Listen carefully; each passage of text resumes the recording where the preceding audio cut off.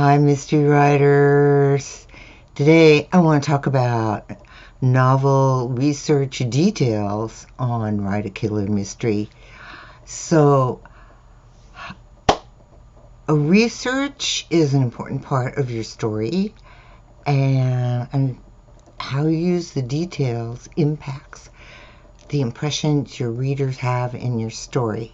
First, I want to thank my supporters on Patreon, and if you're enjoying these videos, there's a link in the description below to support Write a Killer Mystery on Patreon, and there's lots of special things just for patrons. So, love to see you on the other side. Alright, so what I want to say today about novel research details is curb your enthusiasm. It's fun to do research, and we can go down lots of rabbit holes, but there's only certain things that you want in your story. The reason that you want to do a big background research is you don't know which particular details you're going to use in your story. The research supplies details that bring verisimilitude to your story. It makes it feel real, and you may research how a particular weapon works, or the streets in a town, or the shops, or the buildings in a neighborhood, what the sidewalks look like. And if you're writing in a specialized world, you might have details of dog breeding or art restoration or whatever that specialized world is, and you'll have to bring yourself up to speed in order to share those details in your story. But this is really important. The 80-20 rule applies to the research that you do. Only about 20% of all that research that you do is actually going to end up in your novel. You're going to know much more about the subject than you put into your story.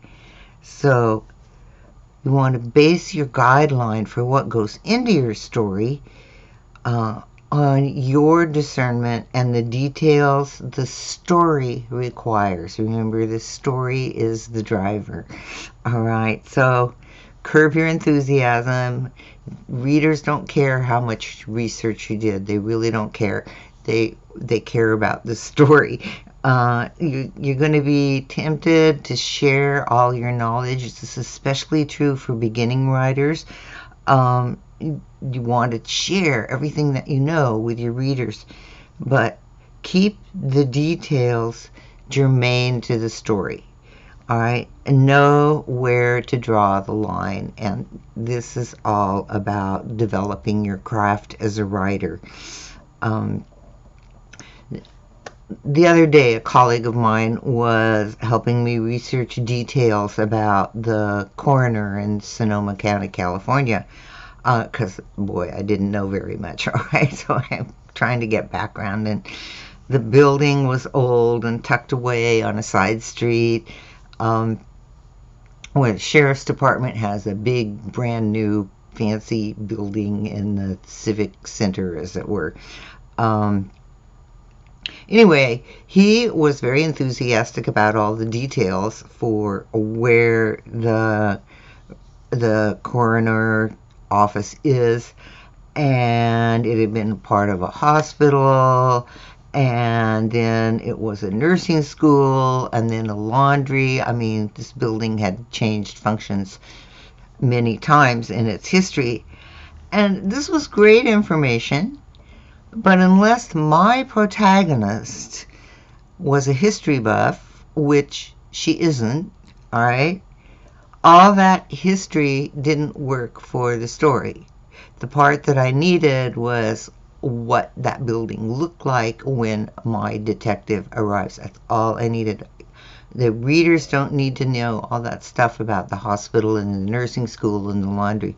Just leave that stuff out, all right? So I think one of the easiest ways to do this is to figure out what you're going to put in and what you're going to leave out is to let your character be your guide, all right? Your protagonist sleuth is your reader's guide to solving the puzzle. That's why they're there. They're mystery readers. They love the puzzle. They want to figure it out before your sleuth does, but you don't want them to do that, right? All right. So the reader wants facts that pertain to your sleuth and the story, but not extra facts. Extra facts will get them to stop reading. The thing you don't want to have happen is to have your reader stop reading. You want them to keep going with the story. So if you bog down your story with all your knowledge, you'll keep the story from moving forward. And when I write historical stories, I keep the details pertinent to what the protagonist experiences. So I use all five senses, and that's pretty much the limits of the details. What my protagonist sees, hears, tastes, touches, feels. All right. And I think that's a really good guideline. It's what I learned for writing historical work, and I think it works just as well for contemporary work. I found that limiting the research facts to what the protagonist senses keeps me from stuffing unintended details into the story. So what you're doing is you're writing a story, not a research paper. So you need to keep that in mind. Consider research as a tool to engage your reader. Readers want story, right? A rich story includes all those details that you find in your research. And you include them as your protagonist experiences their surroundings, all right? And how much you know is not as important as how you use what you know in the story. So instead of a long narrative passage showing how much you know, spread your research details into the story as they become important in that particular scene. So you have many opportunities to add those research details. So I'm going to just read through a list to give you an idea, all right? You can use your research in setting descriptions. Your protagonist may use an object that you've researched, all right?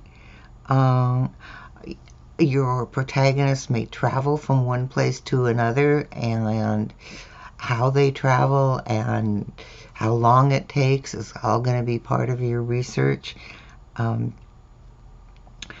You can introduce cultural customs that either work for your protagonist or don't work for your protagonist, but either way you know those cultural customs. And that means not so much big broad culture, which you can use, but also, you know, how do people behave in a certain neighborhood in your story? That's going to be different too. So in a very small town with maybe 300 people, the people out in the hills, all right, the people are going to behave differently than people in a very large city. So you can use all those details and sprinkle them in. What your characters eat. You know, what's on hand? What do people eat? What do people eat in this particular neighborhood? All that sort of thing. And just the transportation, the buses, the trains, the cars, and also the details of your characters' homes, not only where your protagonist is, but each of the supporting characters when your protagonist is in their home, you can bring out those details. Marriage or death customs, if either of those things are in your story. The murder weapon in your mystery. Politics. Your character's feelings about the surroundings that he's in, tying back to, research about the setting. And then, of course, your supporting characters and how they act within your story world. Those are just some of the ways that where you can plug in your research details without it feeling overwhelming in your story, all right? The idea is to make your reader feel the story. That's the whole reason you're doing the research. Knowledge for knowledge's sake takes the reader out of the story. So do that broad-based research,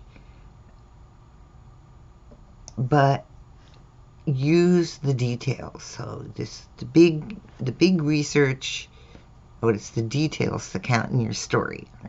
So as the author of your book, you control what the reader senses with accurate details. And research is your big detail pool, right? You get to pull whatever you need from all the research that you've done. And that broad base gives you an array of information, details that you can put into your story. Your role as the author is to choose the details pertinent to the story and pertinent to the moment in the story. That's why the details in the setting and in the surrounding and where your character is will have a much more impact than a long narrative paragraph describing something that you found in your research. So readers may not be able to articulate how they enjoyed that information that you put in your story. If you add research details appropriately, your reader may not know even how they learned so much about whatever your story is about. And that is because you help them internalize the details that you put in your story, and you did that through the way your character senses those details. Don't forget all those 5 senses, all right? So readers love new information. You're rewarding your reader with new information, and the best way to deliver that information in a story is by integrating the details. And through the process of reading your mystery, following your sleuth as they solve the puzzle, you introduce that story world through strategic information placement. Ooh, that sounds so technical, but it's just I don't want to scare you off. It's just that you want to put the research details in the right place. All right. So one way to check yourself is if you find yourself trying to explain something in your story. Whoa. Either through narration or character dialogue, go back and rethink the scene. Somehow you want your details that you find in your research to be integral to the story. If you need to explain to your reader, you need to work a little harder on how to get that detail integrated into your story without a big long explanation. Okay. Novel research is all about details that work. So the key to using background research in your story is to integrate the details as part of the story. I feel like I said that about 5 different ways today, but it's really important. Okay, so show your reader the details, show them how they fit, and give your character reactions to those details and that information, because that's how the reader internalizes. It's how your characters respond to the details you fit into your story.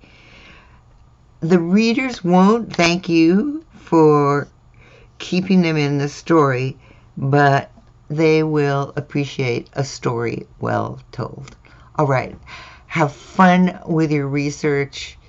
Use your details in a way that enlivens the story, and keep writing. And if you like this video, don't forget to subscribe and click that little notification bell so you know the next time there's an episode of Write a Killer Mystery.